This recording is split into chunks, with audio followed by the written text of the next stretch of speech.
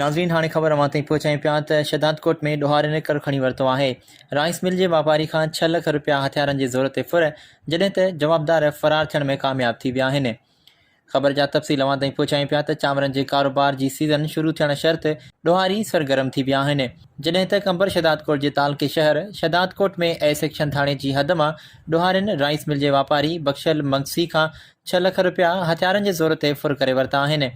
मुतासिर पारां फौरन पुलिस खे इतला ॾिनो वियो, पर पुलिस सुस्तीअ जो मुज़ाहिरो कंदे जवाबदार पकिड़े नाहे सघी।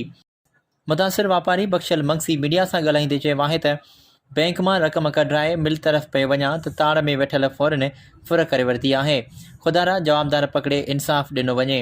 होॾां फुर वाक़े बाद वापारी बिरादरी में ताव पखिड़िजी वियो आहे, जॾहिं त Sindh Balochistan rice mills and traders association जे मरकज़ी सदर हाजी कमरदीन गोपांग ऐं मरकज़ी जनरल सेक्रेटरी असद अली तुनियो ऐं तालके शहदादकोट जे rice mills and traders association जे सदर मंज़ूर अहमद चांडियो, जिन DIG लाणकाणो ऐं SSP कंबर शहदादकोट खां जवाबदार गिरफ़्तार करे रक़म वापसि कराइण जो मुतालबो करे छॾियो आहे।